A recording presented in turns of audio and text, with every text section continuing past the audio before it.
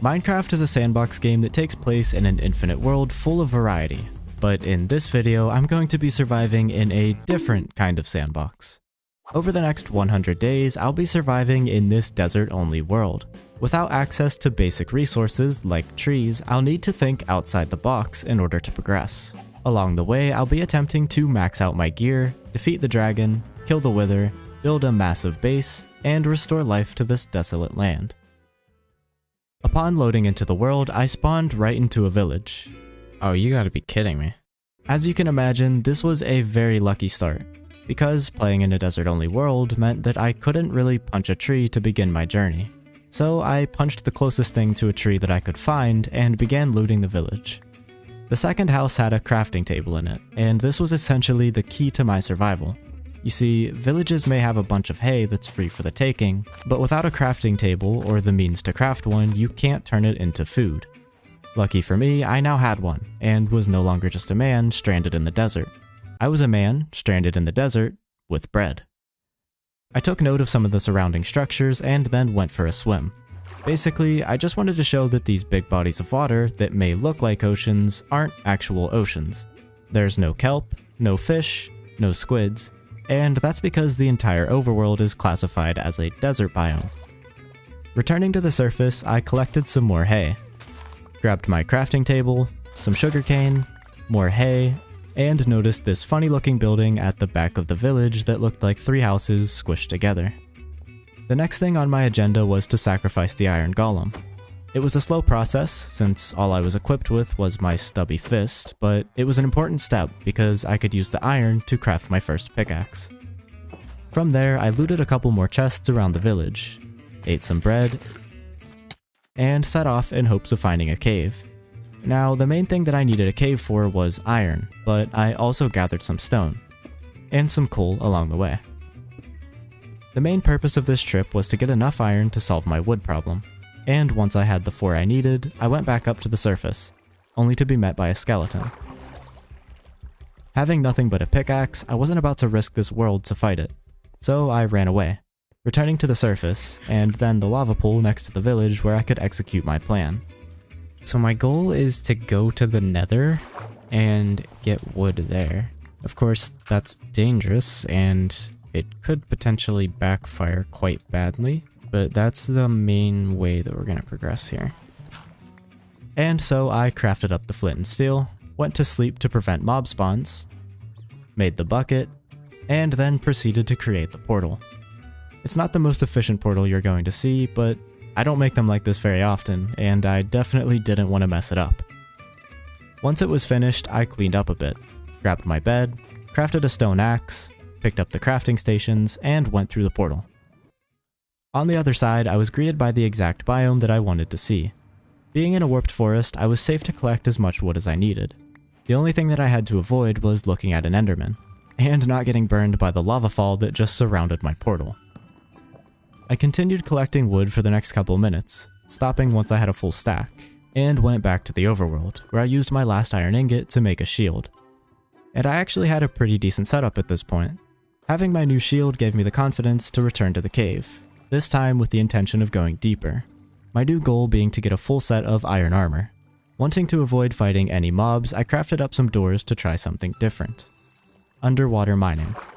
Ignoring everything I knew about physics, I used the doors to breathe underwater, allowing me to mine a vein of iron. And some coal, which happened to lead to the deeper part of the cave I saw earlier. I used this secret passage to slip past the mobs unnoticed and get the iron, which I began smelting up. With another piece of iron collected, I crafted some pants and a chest plate, mined another 2 veins, and got some gold. With the iron, I completed my set of armor and used the leftovers to make a second pickaxe. No longer exposed, I decided that there wasn't a point in leaving this cave until I was rich. Sure, I could go to the surface and work on a starter base or something, but the most risky part of the early game was going to be getting my first diamonds. And it just made sense in my head to get the risky stuff out of the way first. So I focused on collecting as much coal and iron as I could while descending through the cave. Lapis was also going to be an important resource during this playthrough, because I wanted to challenge myself to get gear through enchanting instead of trading with villagers. Trading is definitely the much easier method of the two, but I just needed a change of pace during this video. The entirety of day 2 was spent in the mines, and I used this time to collect as much iron and gold that I could, while hunting for diamonds. I got into my first real fight that day, putting the shield to good use. Across a lava lake, I found another flooded part of the cave, and again used my door trick to explore it.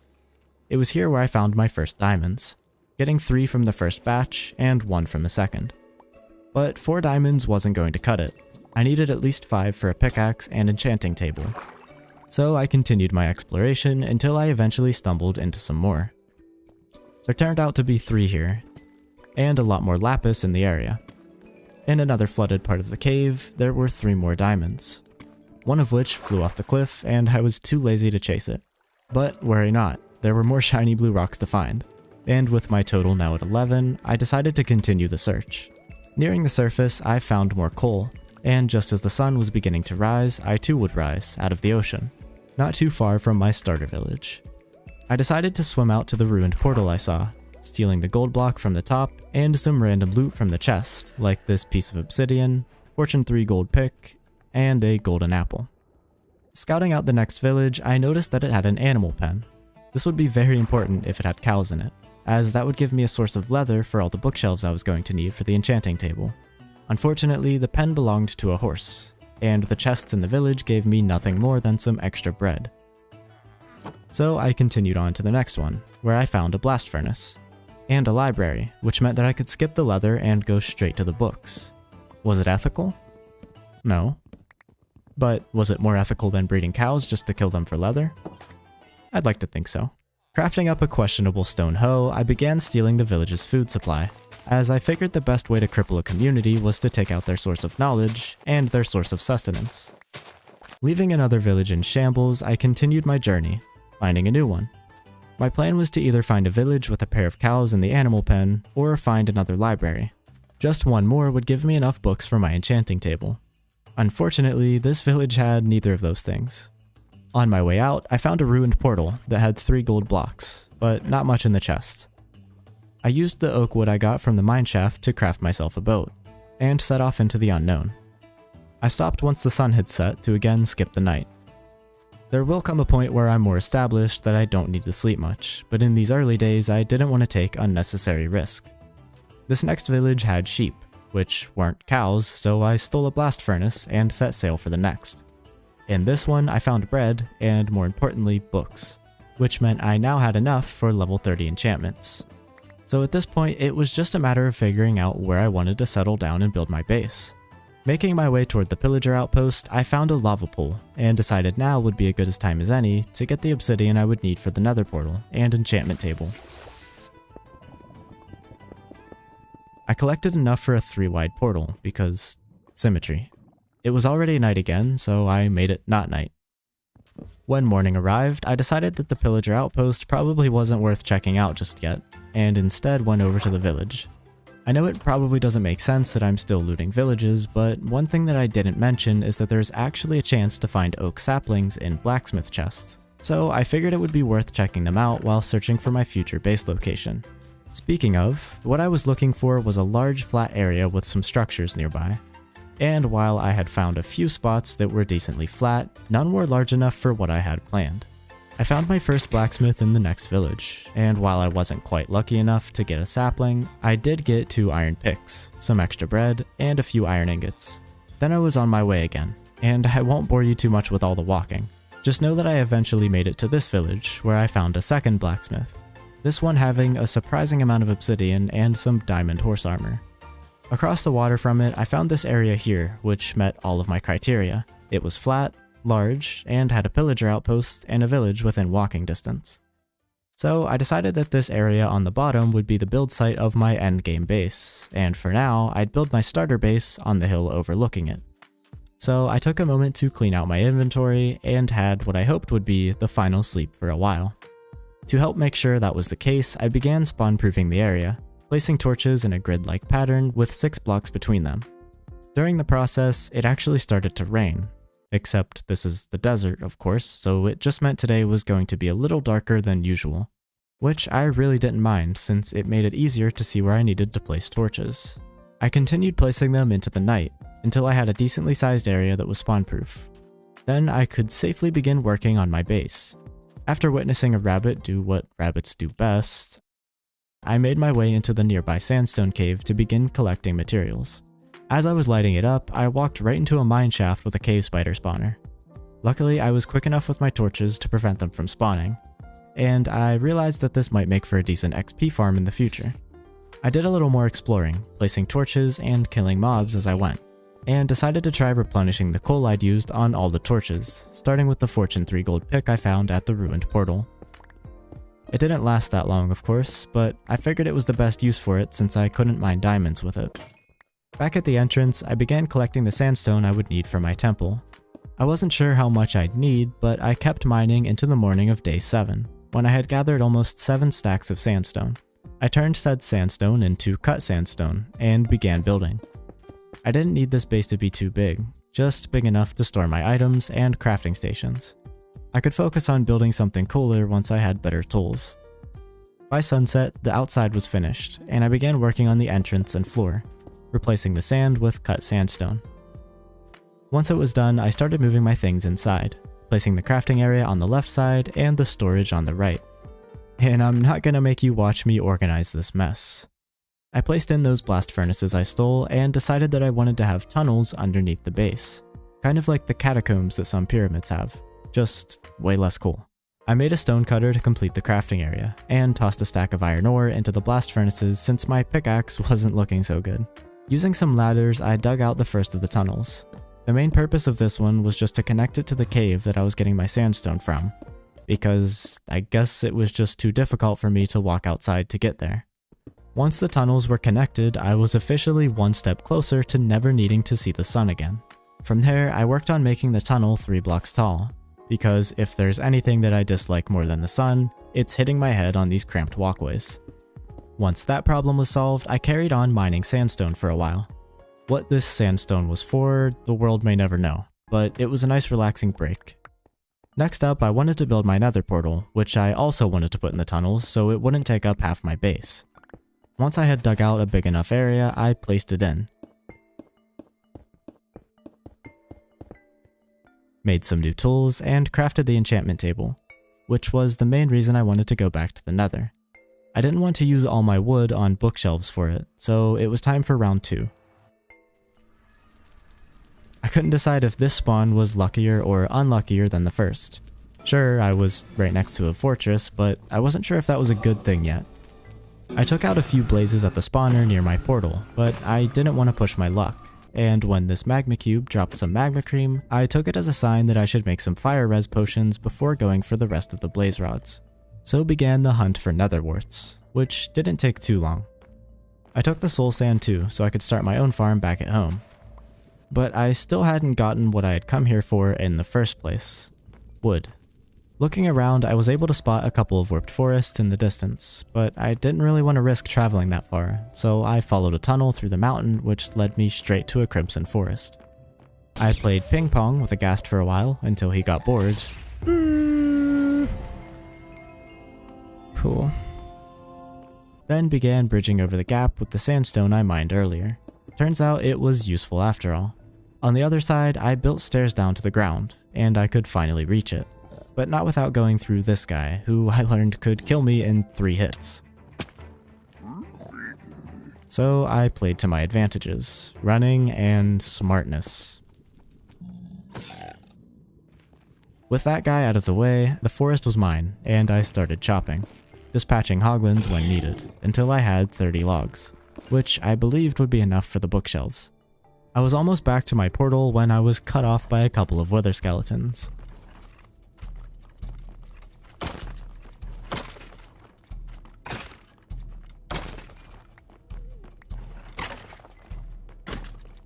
I even got a wither skull from one. After getting abused trying to go through my portal, I mined out another small room connected to the tunnel where I could farm my nether warts. I used 1 blaze rod to make a brewing stand, followed by some bottles of water. I chucked them into the stand with a wart and worked on making another small room for the enchanting setup, Again, there was nothing too fancy here. I was mainly focused on functionality for the time being. In order for the enchantment table to do me any good, I was going to need a way to farm XP. So on day 10, I got some materials together and went back to the cave where I found the cave spider spawner. My goal was to build the entire farm without following a tutorial. The only thing I used as a reference was a chart that showed the radius that mobs could spawn in around a spawner. This way I'd know exactly how tall and wide the room would need to be. Mining out a room this size with iron picks was a slow process, the top half taking up all of day 10. But I didn't want to use the durability of my diamond pick before enchanting it. And still needing to lower the floor of the room by quite a lot, I came up with an idea for a shortcut. Running over to a nearby temple I had noticed a few days earlier, I broke my way in and looted just about everything I could find in the chests. But the chests weren't the reason I was here. I wanted the TNT. What I didn't want, however, was to blow up the spawner with it. So I decided to mine out another layer to play it safe. Then I began blowing up the outer edges and cleaning up the rest of the room until I was left with this. I dug out a small area underneath where I would stand with my weapon of choice, and connected it back to the cave with a staircase. For the killing area, I played with a few different designs, and decided I'd test this one out and tweak it as needed. I added the water around the edges of the room that would allow me to push the spiders to the center. After removing the torches, I blocked off the room, allowing me to give the farm a try. What I noticed immediately was that it wasn't very easy to hit the spiders through the gap of a glass pane. And on top of that, the XP couldn't even fit through. I tried replacing one of the blocks next to it with stairs, thinking the XP would be able to drop down, but while that made it noticeably easier to kill the spiders, I still wasn't close enough to pick up the XP. I swapped all the surrounding blocks with stairs since those seemed to be a step in the right direction, and after making sure the coast was clear, I replaced the glass pane with a trapdoor. In theory, this would allow me to jump up and grab the XP. But I was quickly reminded that mobs can hit you through trapdoors. So I tried standing on a slab, which I thought fixed it at first, but the XP was slowly accumulating in the middle still. With all that testing, I came to the conclusion that I was just going to have to wait until the coast was clear and open the trapdoor every so often.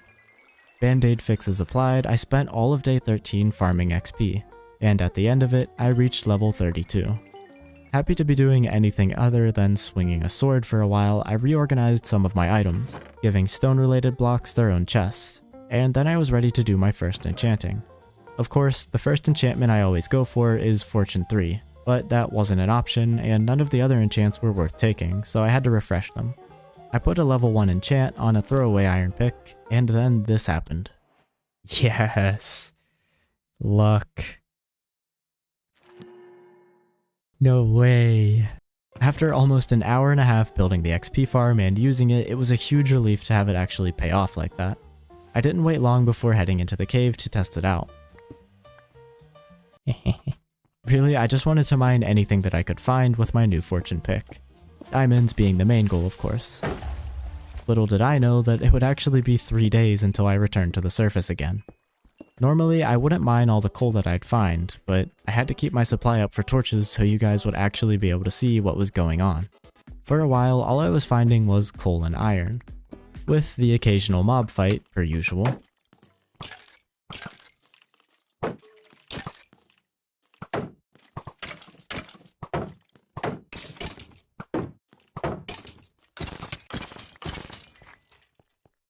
To save on inventory slots, I was turning the coal into coal blocks, and I won't even bother trying to explain that mess. I'm obviously not going to show every single time I mined some coal here, else I'd put you to sleep. Or maybe that's why you're watching this. What I will show you, however, is all the cool stuff I find along the way, like this fossil. I made sure to mine every last bone block in case I'd ever have a need for bone meal in the future. Shortly after, I ran into my first diamonds of the trip. It was only a 2 vein, but I still got 5 from it thanks to the fortune. Since I was at deep slate level now, I started finding a lot more lapis, redstone, and gold. And while mining this one, heard a lot more zombies than usual. A little mining uncovered the reason why. I spammed down a few torches and retreated up the stairs because my axe wasn't really suited for handling that many mobs in a tiny corridor. After killing the final zombie, I popped open the chest to find a saddle and some other random stuff. From this point on, my main goal was to really just keep going deeper in the cave. I wasn't going home until I had enough diamonds for a full set of armor. I shot my bow for the first time here, and realized that there was really no point if I still had to hit the mob twice with my axe after. In this large open part of the cave, I actually found a slime and got a slime ball, something that would be very useful later on in the video. I found some more diamonds on the ceiling of the cave, and followed a mineshaft to some more, this time a vein of 2. It took a while to find a chest there, and the loot made me question why I'd even tried in the first place. But there was a good bit of gold at least.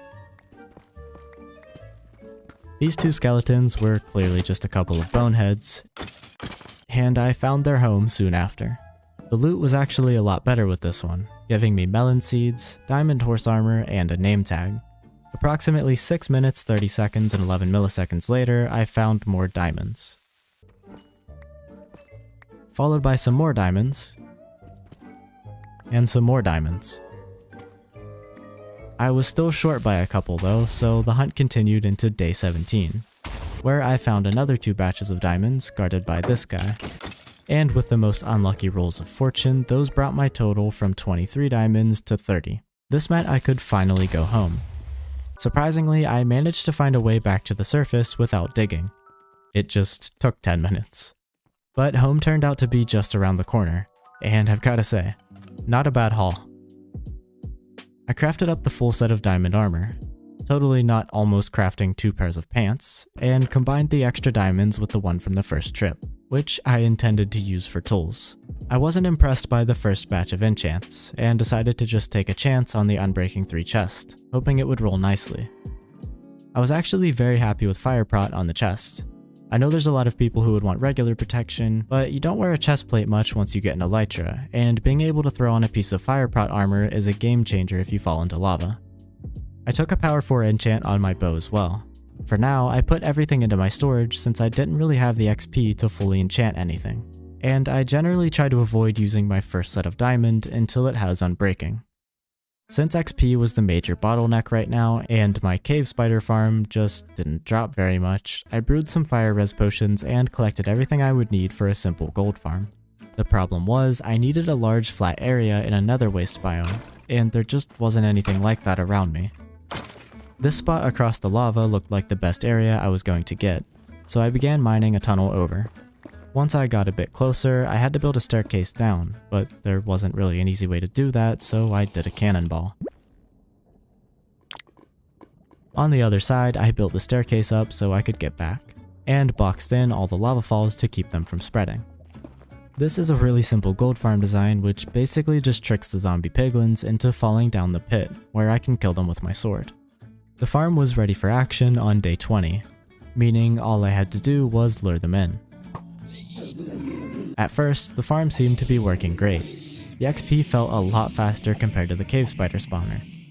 But the thing about this design is that it relies very heavily on having a flat area where mobs can spawn. And by the looks of it, this wasn't going to cut it. I still wanted to get some use out of it though, so for the next 8 minutes I ran around in circles to lure more zombie piglins into the trap. Killed them as I went, and reached level 32. So 2 levels in 8 minutes. Out of curiosity, I decided to compare it to the trusty method of mining quartz. And even though I wanted to try to get my XP in a more unique way, after quartz got me a full level in just over a minute, I realized trying anything else would only slow me down. So with my fate sealed, I continued mining quartz for a while before taking a moment to restock on wood. On the way back to the portal, I hit level 37. And yeah, I realized there wasn't really a point of having fire protection on the chest if I was going to carry fire res potions all the time. None of the available enchants were any good, so I had to refresh them. That got me a prot 4 enchant on my helmet. Then another refresh, make that 2 refreshes, until I got an Unbreaking 3 book, which would be perfect to combine with my helmet. Then it was back to the nether for a second to get more levels, and punch a zombie piglin on accident. Luckily, there weren't that many in the area, and I was able to whittle them down from atop my pedestal.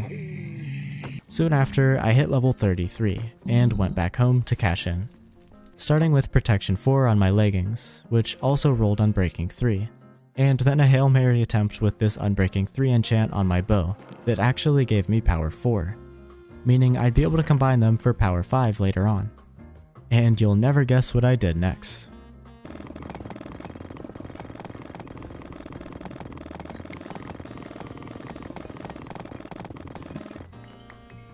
"32 levels was good enough for now, and I added the quartz to my growing collection before showing an uninvited guest to the door.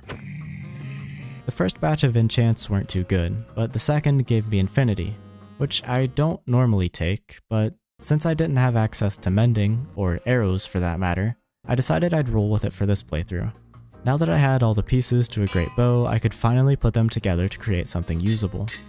But with all the quartz mining that I'd been doing, I was getting the urge to take a break. What shall we do? You know what I'm gonna do? I'm gonna raid this. So in the middle of the night, I approached the tower, careful not to make too much noise. The outpost only had 2 pillagers, and the chest gave me potatoes, a goat horn, and some dark oak wood. Making my descent, I realized that the encounter had left me wanting more. And so I walked to a distant coastline and stared into the ocean. And for a moment, the ocean stared back, and it became clear to me what needed to be done.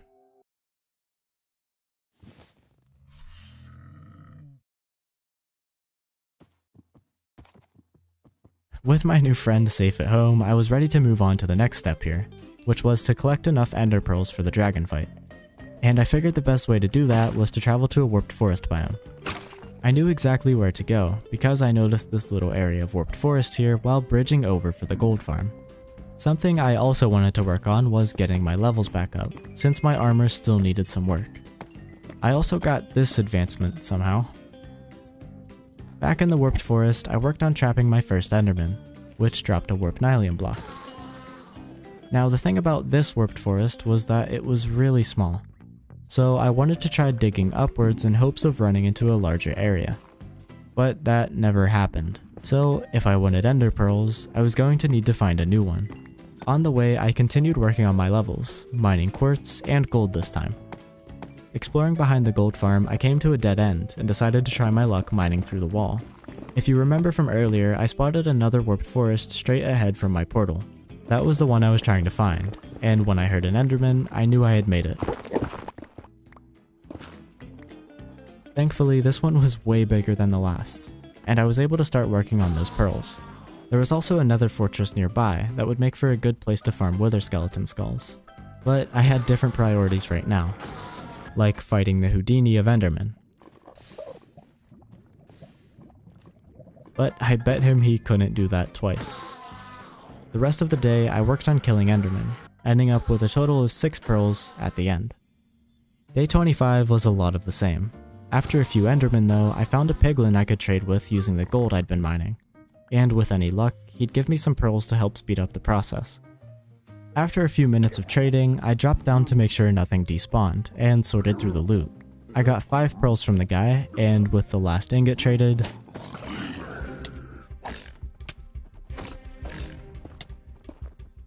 I nearly lost it all. I'm not sure how that guy got up there, but I'm glad it was just one. The show had to go on though, so I started collecting the last of the pearls.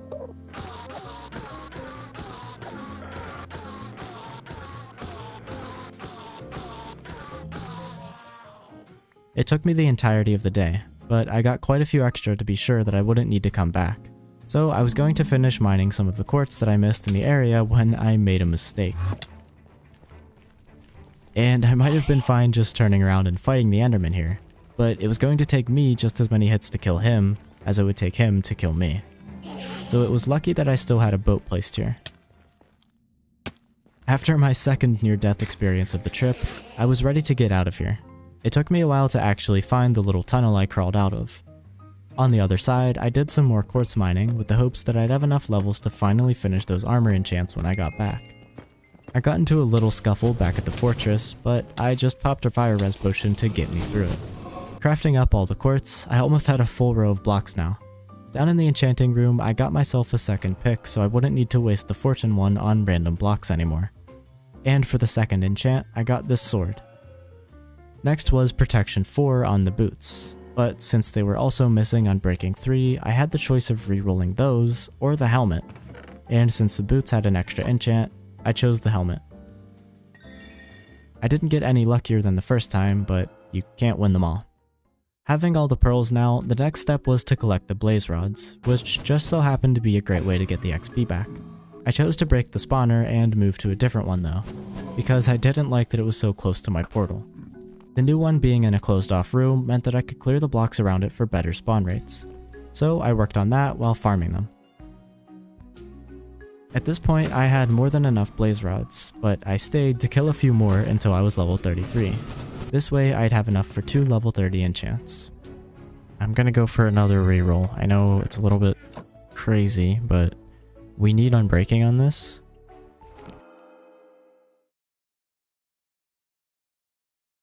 There is definitely unbreaking on that.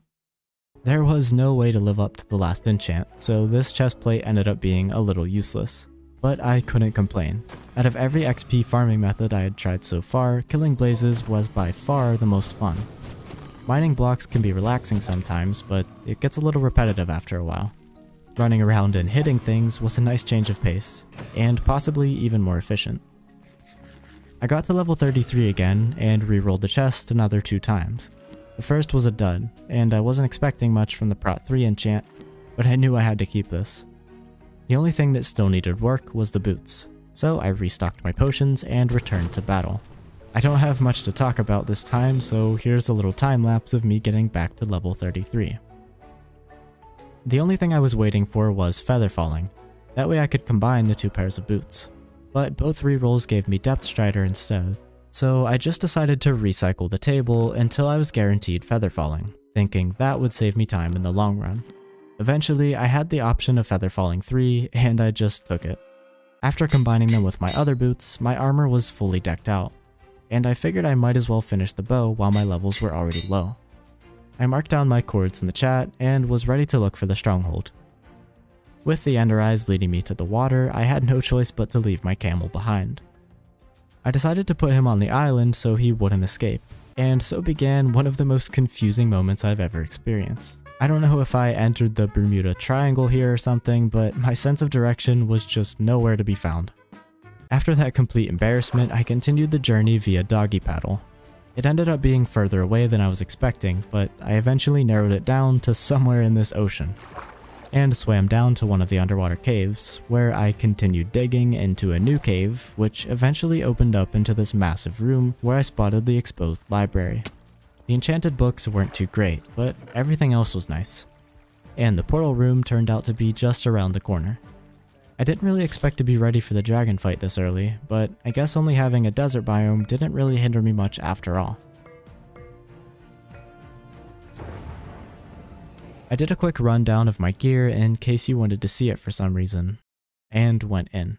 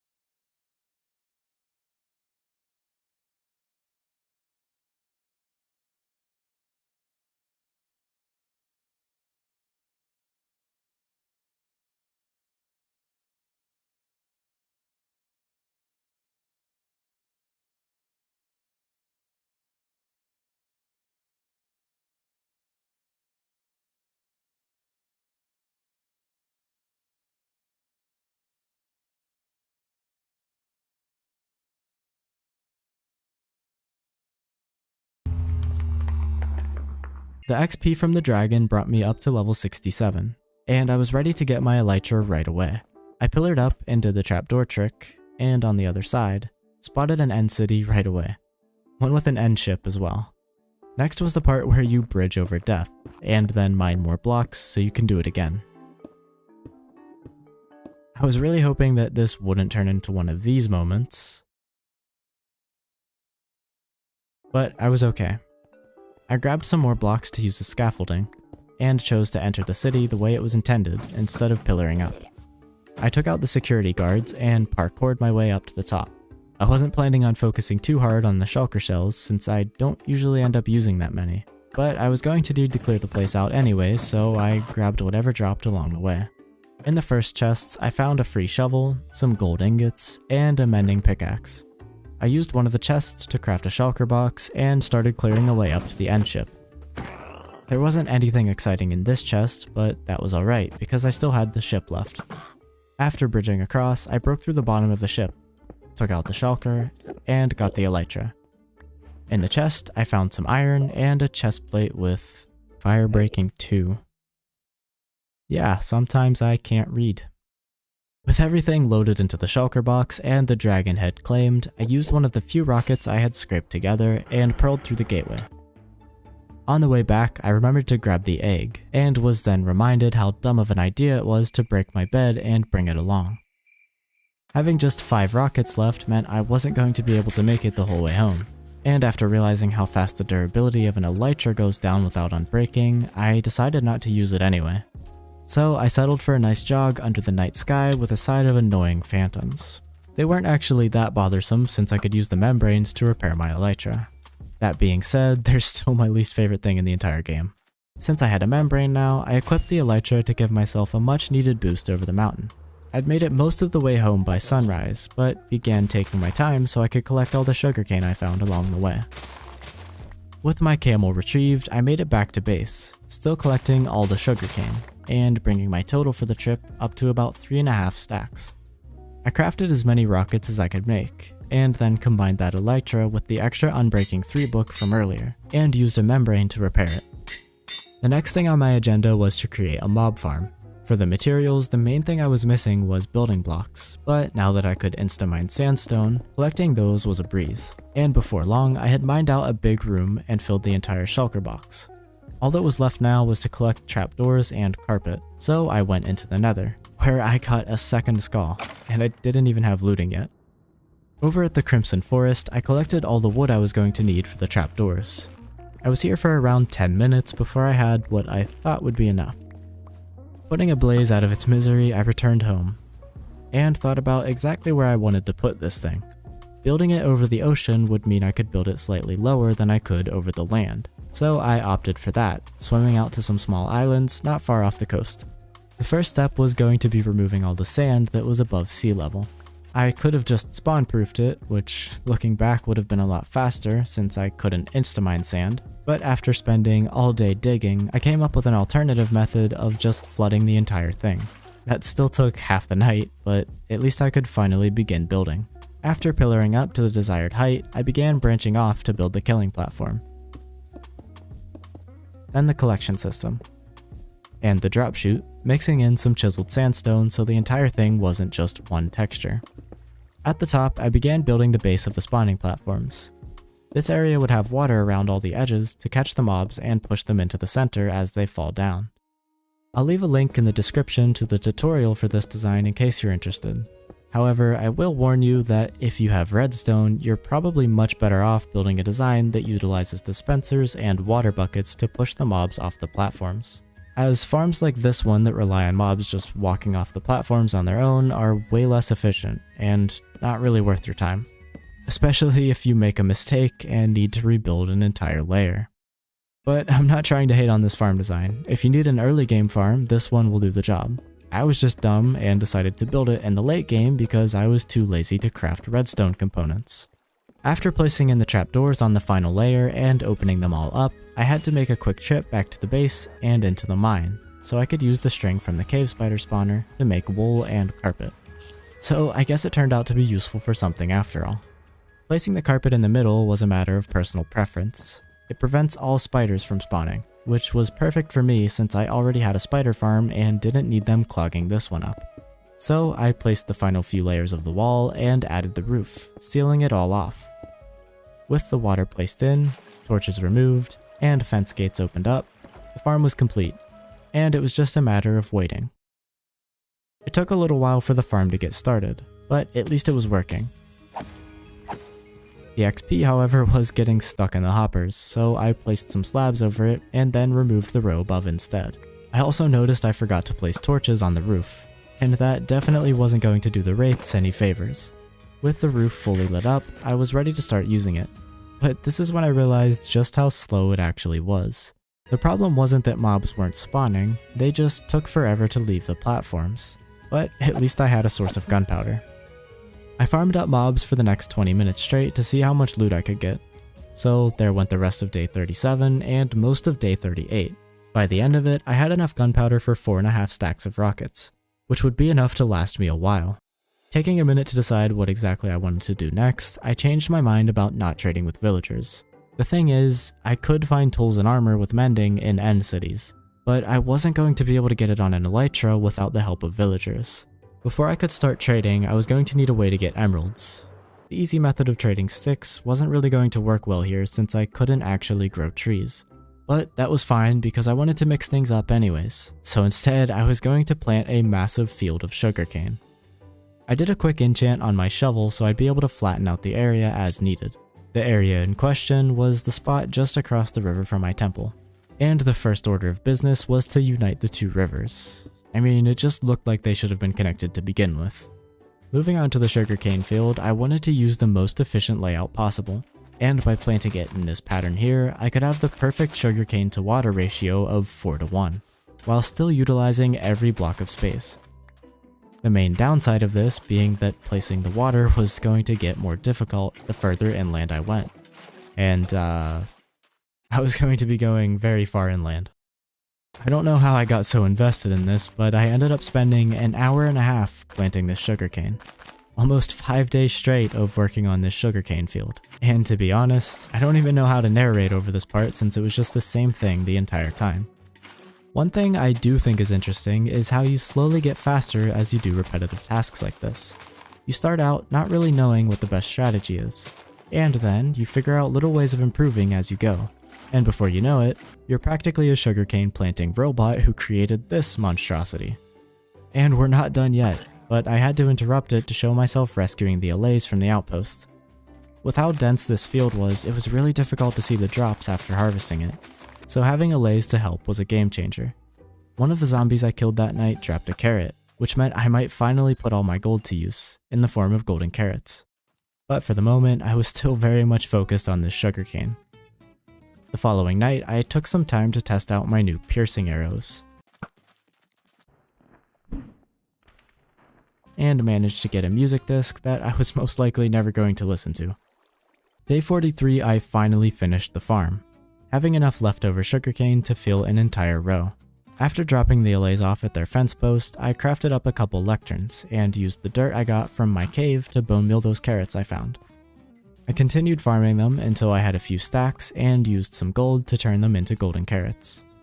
Happy to be ending my 43-day bread-only diet, I flew over to the neighboring village to finally meet my soon-to-be employees.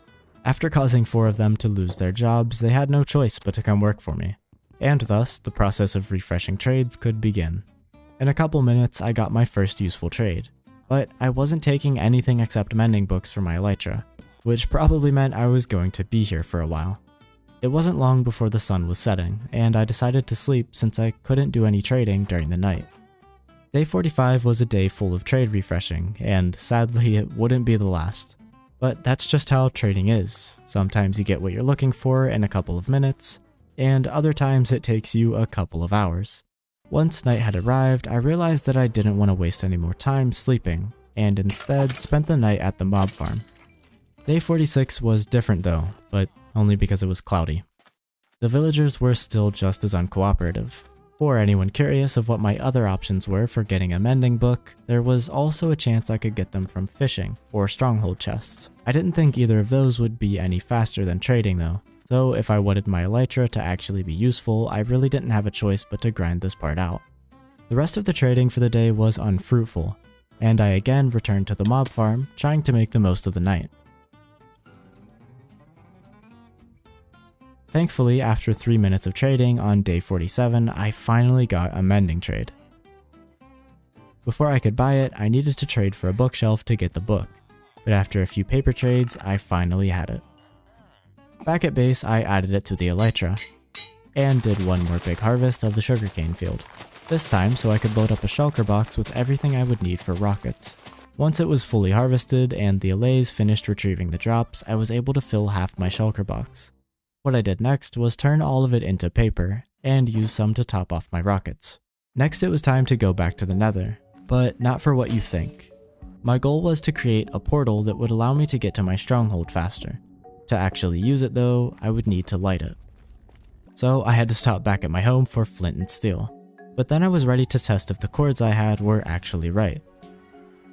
And I did end up in the same cave system as the stronghold, but I was going to need to move the portal to a better spot. It wasn't long before I located the stronghold again and set my nether portal up just behind the end portal. But what I realized is that I forgot to add gunpowder to the rocket chest. So I had to leave again and go back to the overworld so I could grab it from the mob farm. Once I was back, I was finally ready to enter the end dimension. And now you're probably wondering why I wanted to come here in the first place. While I might have had mending on my elytra, I still needed to get it on the rest of my armor and tools. So what I did was pick a direction and set off looking for end cities. In these end cities, I was only going to focus on looting the chests. In the first one, I got a silk touch pickaxe. In the beginning, it took me some time to recognize which structures had chests in them from the outside. But with some practice, I'd soon be able to count how many chests the city had before I even got to it. Using that silk touch pick, I was able to steal the ender chest, and from the chest behind it, I got some diamonds.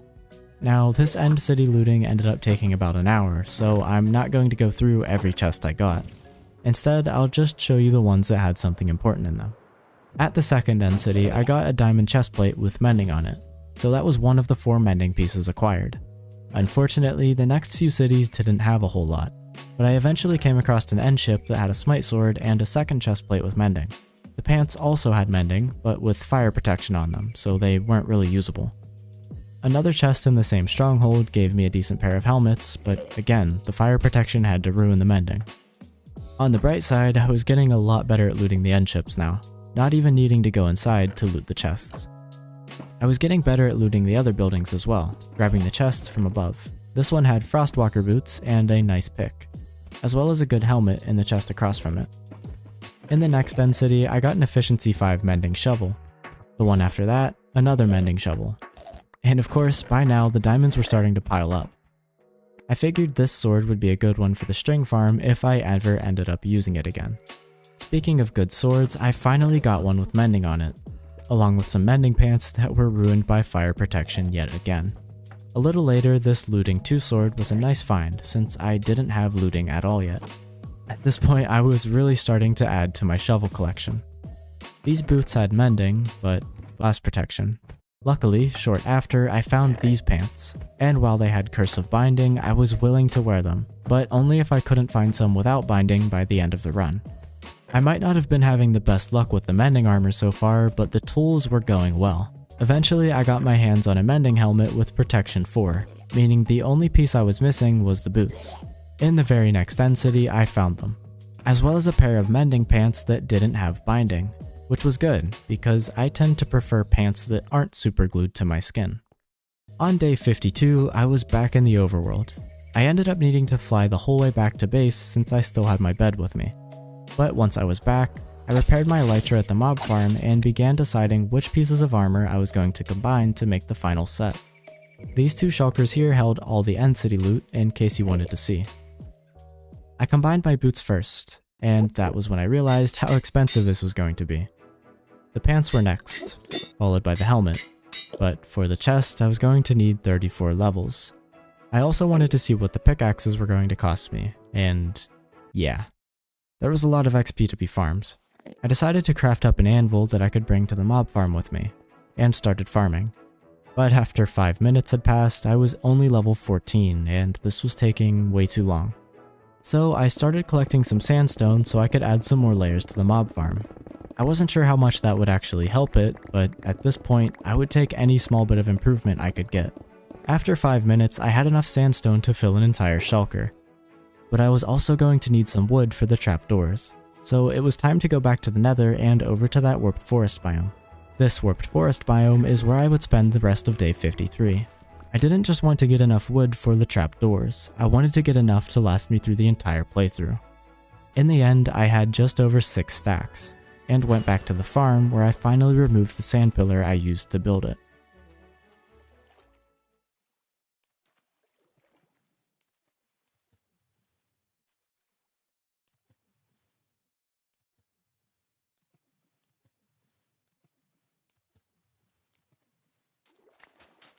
The ceiling was also going to need removed so I could actually add the new layer.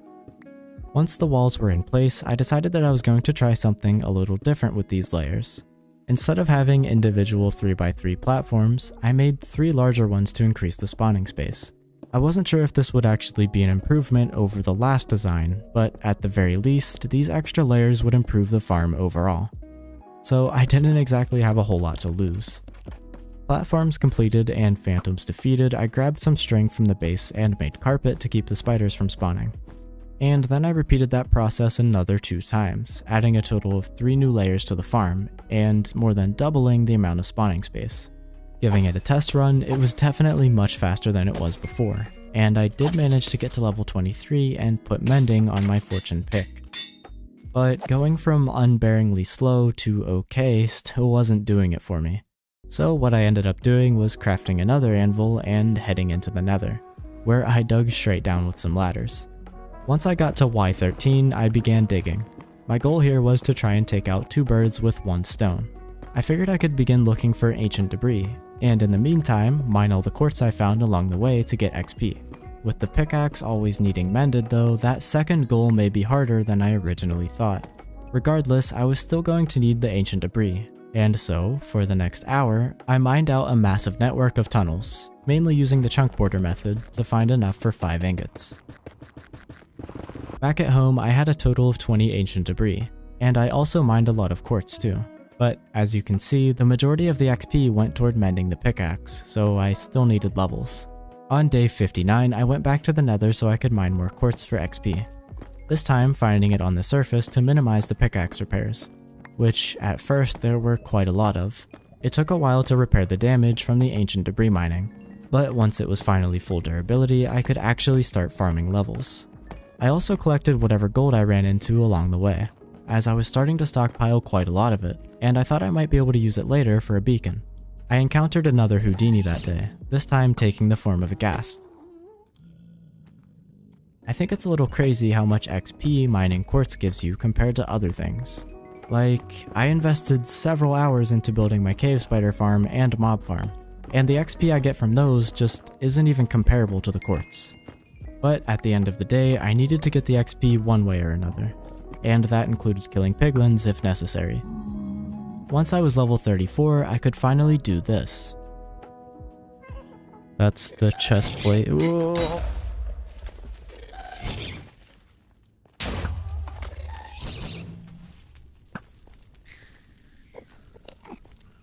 And so that was my armor fully enchanted. I did have a couple more things that I wanted to combine though, starting with these 2 pickaxes. So after farming up the levels for those, and getting attacked by another ghast who caught a fireball to the face, I decided to farm up enough levels for the swords as well. I wasn't exactly sure how much that was, but I figured somewhere around 20 should be a safe bet.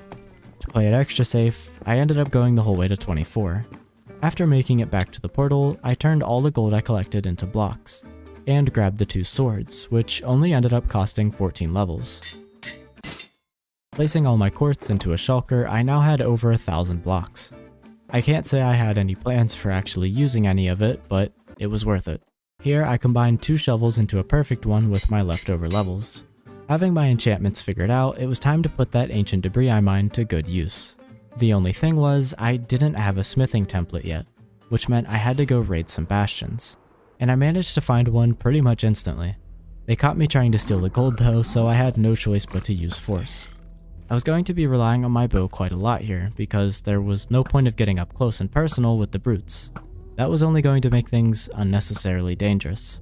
The first chest didn't give me what I was looking for, but that was fine because it just meant I could continue my target practice. The next chest wasn't any better, and to be honest, the layout of this bastion was confusing me. So I decided to go find another type I was more familiar with. On the way, I got this advancement for exploring all the nether biomes, and then found this bastion, which wasn't half buried like the last one. This not only made it easier to spot and kill the enemies, but also to spot the chests. The first one was again a dud, but that's okay because a few piglins dying to my bow later, I found this one, which also had nothing. Making my way to the final floor of the bastion, I opened up the chest, and there it was, the smithing template. I still decided to finish looting the rest though, finding another gold block, and even a chest, which I got an extra saddle from. Having cleared out the entire bastion, it was time to head home. However, I was having a difficult time finding my way back, and stumbled across another bastion, so I figured I might as well loot this one too. I won't go too in depth with the analysis on this one, but it was like shooting fish in a barrel. Not even this ghast was safe. I'll admit, I did get a little overconfident here, using the crossbow that I stole to shoot back at them, not realizing that was my only air. No, you idiot. Okay. Luckily, I had already cleared out the majority of the enemies, and was able to loot the chests, which gave me extra food and some magma cream. And in the next one, I got my arrow back. I then realized that I'd only been on the smaller end of the bastion, and began clearing out the main part. It was here where I really went all in with the bow. It was like a high stakes game of whack-a-mole, and I was landing some shots that even surprised me.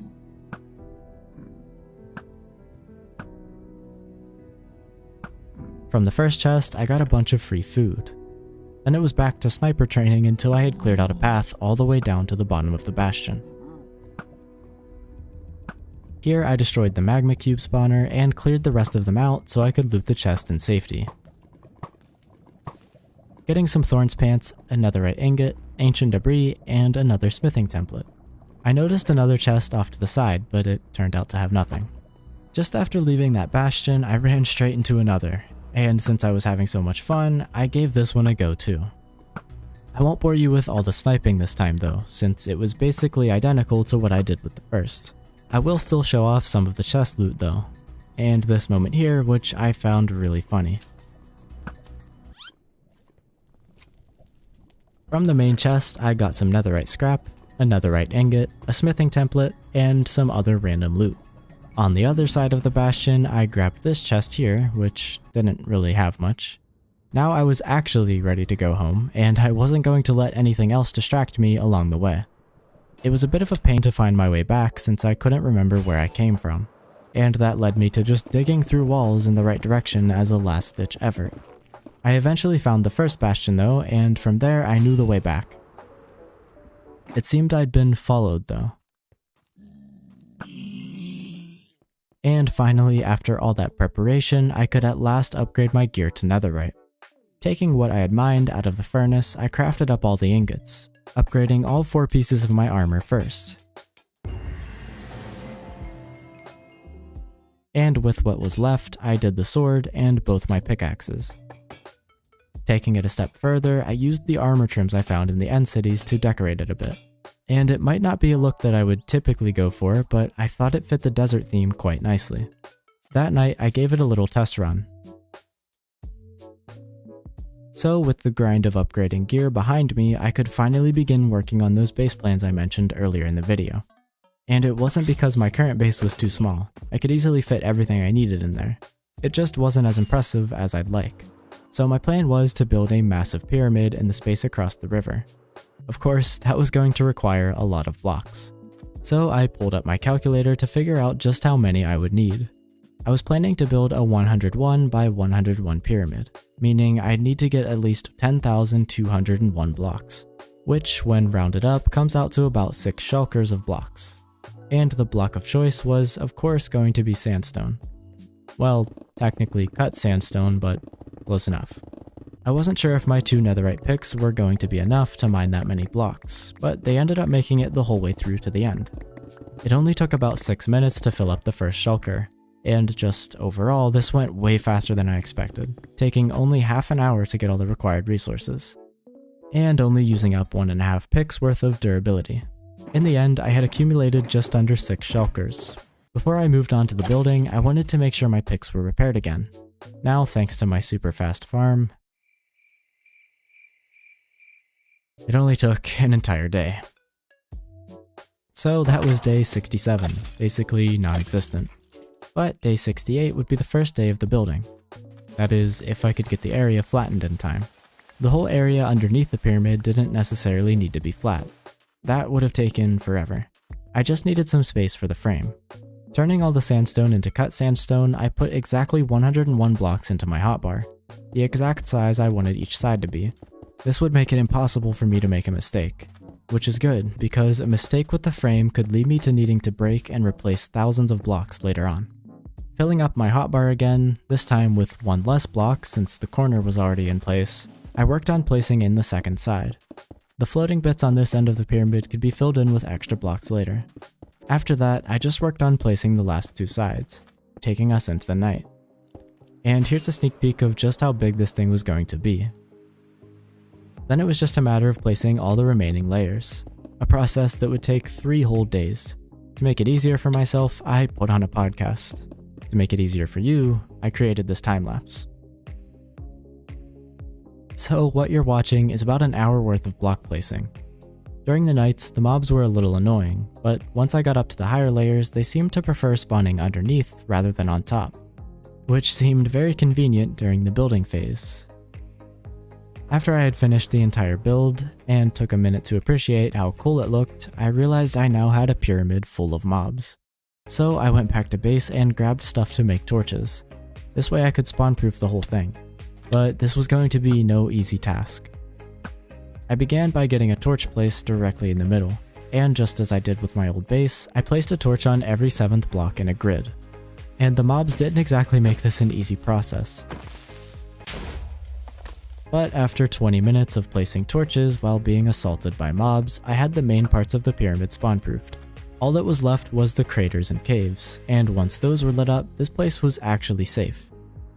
For it to be usable though, I was going to need to patch up those gaps along the bottom. So into the night, I continued placing blocks, eventually running out of them, and needing to use the sand I dug to make more. And I didn't know what button I pressed here, but I didn't appreciate my inventory being scrambled. That night, I was able to completely finish filling in the gaps, and even took some time to make the land around the pyramid look much better. Then the outside of the pyramid was complete. To finish the inside, however, I was going to need an entrance. The next day, I began punching out a hole where it could go, only to notice that I didn't actually have the blocks to build anything. The obvious solution was to give up and cry, but I did the hard thing and went to the mines to collect more. I still wasn't sure exactly how big the entrance should be though. As an attempt to make it more proportional, I upped the scale a bit. But once the blocks were placed, I took a step back and realized that I didn't really like the result. So I tried giving the top more of a sloped look in hopes of making it look less plain. Once I had finished it though, I felt like I had made it even worse. So as one final ditch effort, I tore the whole thing down again so I could start from square one. And after replacing some of the blocks, I had my solution. For some reason, this little entrance looked way better in my opinion. Maybe because it was Steve-sized. Admiring the view of my new pyramid, I noticed a party of pillagers going for a swim in my river.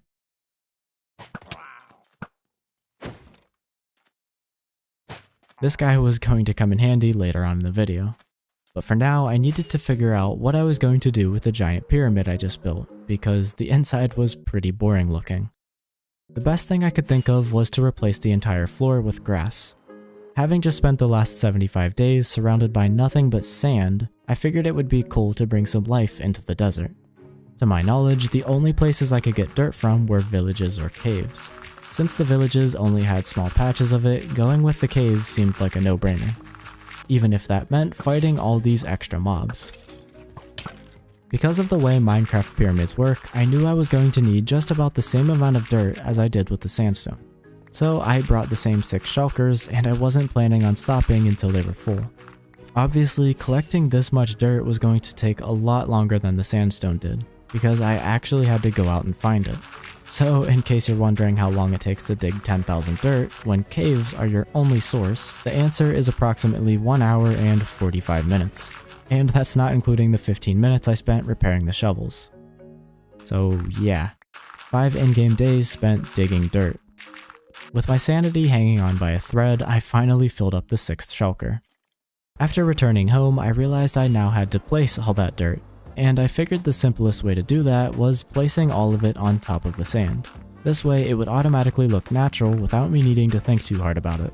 So following the natural generation of the land, I began filling in my new floor. And I continued working on it for about 10 minutes before I thought of something else. Since I was going to be spending so much time placing all the dirt, it would make more sense to plant the grass down as I went, that way it could spread at the same time. Then I wouldn't have to waste time waiting for it to grow after. After scouting out a few villages, I came to this one here, which had 2 stables worth of grass. From those, I got 82 grass blocks, which would be plenty to get the spreading started. So all I did was scatter in a grass block every once in a while, and I would let nature take care of the rest. I continued placing down the dirt layer, not knowing that this part was going to take another hour and 10 minutes. But really, it went by kind of quickly for me. The best part about long grindy tasks like this is that they don't require a lot of brain power, which means you can watch YouTube or listen to a podcast, and before you know it, the blocks are placed. Unfortunately, the grass wasn't able to spread as fast as I was placing the blocks. So I began collecting a bunch from the fully grown side and replacing it with dirt so I could place some more grass on the other side and speed up the process. I continued repeating these steps for a while until I had grass placed the whole way to the other side of the pyramid. It was still going to take some time to grow, but not nearly as long as it would have been before. And believe it or not, I had bigger plans for this place than just planting grass. After replenishing my carrots, I was going to need to borrow the leads from the allays for the next part. So for now, I trapped them in my base, then set off in search of some villages. Not just any villages would do though. I needed some with animal pens so I could do this.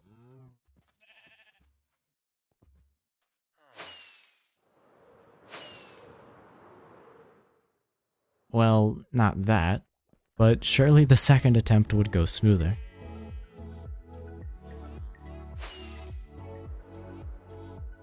Yeah, no, that one died too. What I was trying to do was fly the animals back to the pyramid, but it had been a while since I used this trick, so the first few were essentially my test dummies. The second cow was the first one that actually stayed on the lead, and I was able to fly him the whole way back home and land safely. The point of bringing the animals back to base was to continue the theme of restoring life. I wanted the pyramid to serve as a paradise of sorts, a place that felt alive compared to the barren desert. Over time, I got better at not killing the animals I was trying to rescue. I just needed practice to get the feel for it again. But if there was ever a cause worth dying for, it was surely my pyramid full of grass, I think. After getting the horse back to safety, I took some time to kill the mobs outside so I could mend up my elytra. After it was fully repaired, I went to another village where I found 2 cows, and this was the first time I was able to fly 2 animals home at the same time without dropping one. The best part about this was that if I got 2 of each animal, I could just repopulate them through breeding instead of playing taxi. While searching for more animals, I was also keeping a lookout for any blacksmiths, since that would be the only place I could get a sapling, and I figured the place needed a little more than grass and animals. With the pair of pigs secured, I set out on my way again, this time running into a village that had sheep, which were the last animal on my list. Technically, chickens would also be possible, but only through chicken jockeys. So with a pair of all the animals I could currently get, my sole mission now was to find a sapling. I'd survived 89 days so far and still had never seen a tree. From the first blacksmith I found, there was no sapling in sight. So I was on to the next one, but again, no luck. At moonrise, however, I found this village here, and in the blacksmith, I got them. Back at home, I released the allays from their holding cell, and returned them to their fence posts. Then took some of the bone blocks I got from that fossil and bastions and made an axe so I could start growing trees. I also grabbed some carrots and wheat so I could breed the animals. From there, I planted my first trees, and since 4 saplings probably wasn't going to be enough to fill this massive space, I had some sapling farming to do. So for the rest of day 89 and all of day 90, I was basically the Lorax. But I was also the exact opposite of the Lorax too, in a way. Sure, I was killing dozens of trees, but only so I could plant an entire forest. Moral dilemmas aside, the sapling part did take up all of day 90, so here's what that looked like. Once I had 55 saplings ready, I began scattering them around the entire room, making sure the trees weren't so close together that you wouldn't be able to see through them, but also that they weren't too far apart and making the forest seem too sparse. Those 55 saplings ended up not being enough for the whole room, so I had to go back to chopping trees for a while to get the final few. But soon enough, I had the rest of them gathered and was able to place in the last one. And that was the forest complete. It was definitely going to take some time for it to grow in though, so it was time for a change of scenery. I grabbed the 2 wither skulls I found earlier, repaired my bow, and went into the nether to find the third. Having just spent the last 10 hours building my pyramid, I was eager for something more exciting, and I figured fighting the Wither would check that box. I flew over to the fortress I found while farming ender pearls, because I figured this one would be better for Wither skelly spawns. And I might have been really lucky with the first 2 skulls, but I was going to pay for that luck now. Especially when I realized that I'd forgotten to add looting to my sword. But at least that meant I could use my bow since the drop rate would be the same. So it was a good thing I repaired it. And I've gotta say, using a bow is just way more satisfying than using a sword. Like, can you do this with a sword? Or this?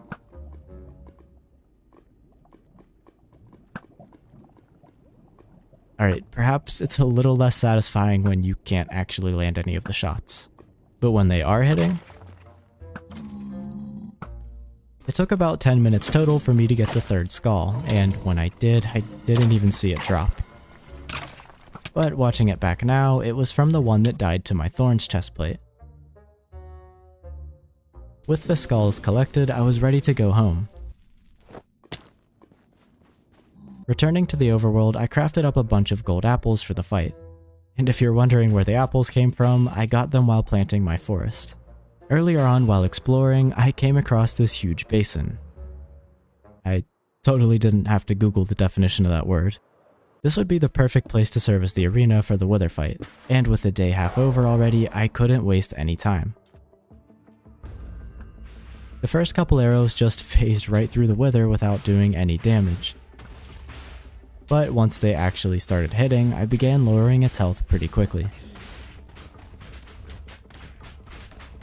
To the point where I just decided to tank the skulls and end the fight sooner.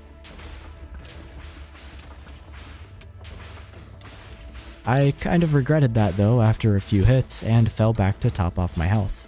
Normally I have a blast protection chestplate and a smite sword when I fight the Wither, so I wasn't really used to the melee phase of the fight being that much of a brawl.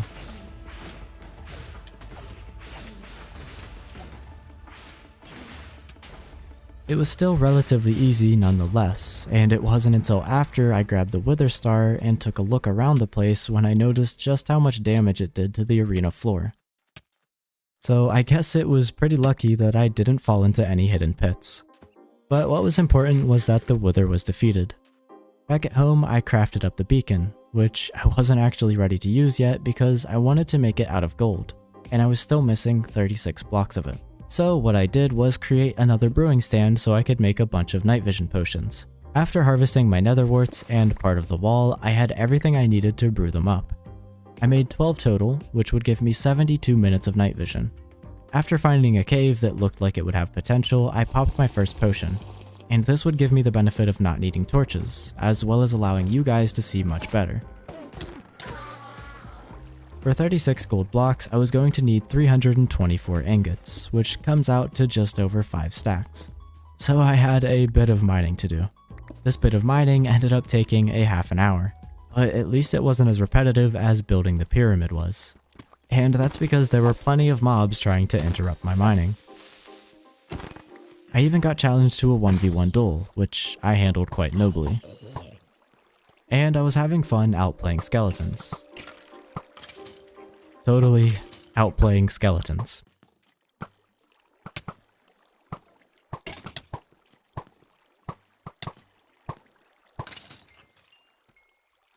I also found this zombie spawner, which I got a golden apple from, as well as a few shin punches. And those were basically the highlights of day 93. I eventually reached a dead end in this cave and had to dig my way out to the surface so I could find a new one. Once I did, I was right back to killing mobs and mining gold.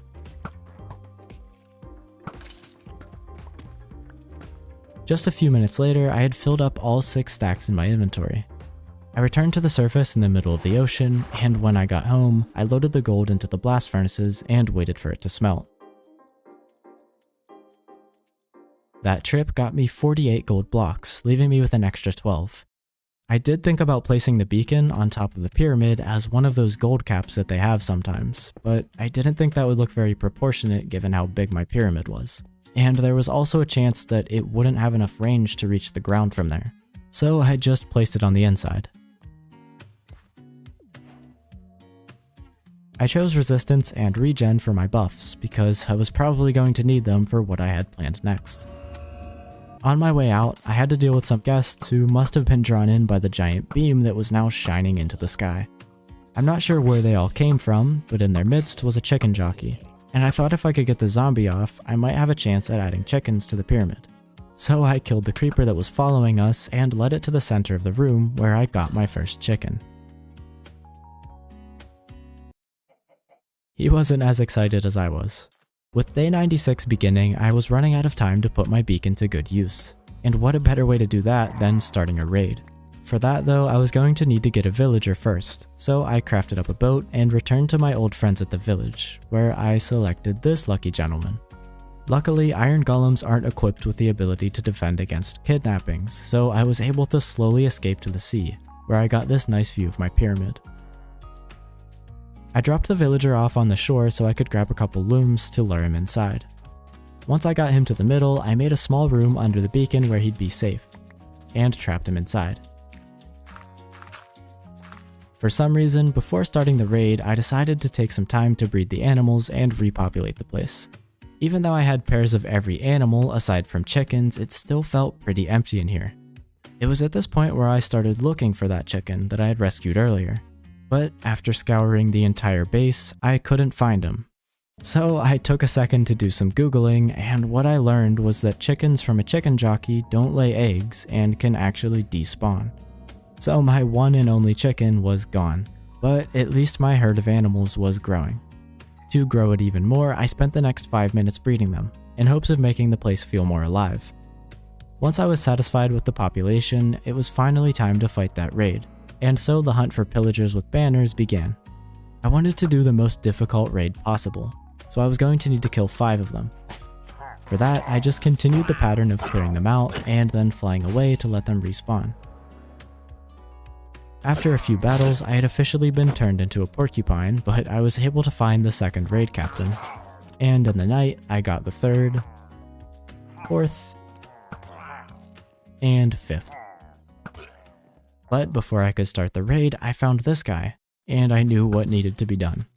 I put the chicken into a boat for now and grabbed the name tag I got from one of the dungeons so I could keep him from despawning like the last one. Once it was ready, I gave it to him. And it was time to escort Popcorn to his pyramid, which was going to be a slow walk, but I made sure he was safe. Back, you demons. They're approaching from all angles. We domed him, Popcorn. I domed him. Airstrikes. Needless to say, I took my role as Popcorn's security very seriously. So seriously, in fact, that I forgot I had Bad Omen. I wasn't really sure where the pillagers would spawn, but it didn't seem like they were inside the pyramid, so I went outside. And when I rounded the corner, I saw them climbing it. The pyramid seemed to have broken their pathfinding to the point that they weren't even attempting to attack me. So I continued killing them off until I'd finished the first wave. When the second wave also started climbing the pyramid, I knew for sure that they were broken now. This time, 2 of them did decide to use the entrance, but after killing them both and ensuring Popcorn was okay, I blocked off the entrance with sand so they'd have no choice but to fight me on top of the pyramid. And let's just say, forcing my enemies to climb 55 blocks of stairs to get to me gave me quite an advantage, and I was able to completely kill off the wave before they even got close enough to attack me. My goal was to focus fire the witches so they would never get close to me, but my aim from this high up and this kind of angle caused me to struggle a bit. Even when I got close to melee though, they still weren't attacking me. It was only once they reached the peak of the pyramid that they would begin fighting back, and so all I had to do was stop them from getting there. But as the waves progressed, it became more and more difficult to stop them, especially the Ravagers, which were much quicker and tankier than the rest. This meant that the pillagers would actually have a chance to fight back, but even then I could just launch them down out of range and cause a bunch of fall damage. I collected a totem from an evoker I killed earlier in the wave, and returned to the top of the pyramid to have a friendly get-together with the remaining pillagers. I did still have things I wanted to accomplish after the raid was over though, so I had to kill them off eventually. The next wave, I managed to pick off the evoker before he could get to me. And even though the rest tried fighting back, there wasn't much they could do. The raid continued into the night, and this time, with 2 Ravagers and 1 wave, there wasn't really anything I could do to stop them from getting to the top. But after some ring around the rosy, I was able to take them out, and began raining arrows down onto the stragglers. The only mobs I was actually worried about were the evokers, and up to this point, I hadn't allowed any Vexes to be summoned. Although, to be fair, getting hit by a poison potion would also be bad news. But the witches seemed to be more focused on healing than attacking. With that wave eliminated, I was on to the next. This time, I didn't notice one of the Ravagers was sneaking up the side of the pyramid until it was too late, and he had an evoker with him. An evoker that waved its arms around a whole lot, but didn't really do anything. The next ones weren't quite as useless though, and I got my first taste of fighting Vexes. But the Vexes also seemed to struggle a bit with pathfinding, so this wave was mostly just the same as the previous one. And with a couple more arrows to the final mob, I was officially Hero of the Pyramid, Holder of the Totems, and Protector of Popcorn. So, day 99 I flew back to my old base, which is technically still my main base though, since I still have all my items here. I grabbed some bone meal to farm seeds. My goal of repopulating the once extinct chickens was still alive, but I was going to need to have some seeds ready at all times since I didn't have another name tag. And really, I didn't have much time left at this point. So I decided to do some exploring, mainly of desert temples, since they're one of the few structures in a desert-only world and I had only looted 1 so far. This one really didn't have anything exciting, and neither did the ruined portal that I found next. I was mainly looking for an enchanted golden apple since that was really the only thing I didn't have yet. But those are really rare when you don't have ancient cities, so I wasn't actually expecting to find one. But in the next temple... Yeah, no, I'm just kidding. I didn't find one, but I did find 2 normal ones, and then, as if the game was teasing me, I got another 2 normals in the same chest, and then another in the next temple. I checked a couple more ruined portals, but those also had nothing, so I returned home and started a new project. Operation Wingman. I needed to get Popcorn a mate, and the only way I could do that was by flying around and forcing mobs to constantly spawn and despawn. With the chicken jockey only having a 0.25% chance to spawn, which is 1 out of 400 by the way, I needed to cycle through as many mobs as possible. But the sunrise came sooner than expected, and with it, the mobs vanished. At least I got this cool view to start off day 100 though. Since I couldn't do anything to get a chicken during the day, I instead worked on bringing some rabbits into the pyramid. And for how fast these guys run when you don't have food for them, you'd think they'd be able to pick up the pace a bit. And I'm sorry about the brightness here. My night vision potion still hadn't worn off yet. I tried to introduce Popcorn to some animals that were his size, but he didn't seem very interested in making new friends. And that was pretty much it for my final day, other than watching the sunset over the pyramid and of course saying goodbye to Popcorn. But something tells me that this won't be the last time we see him.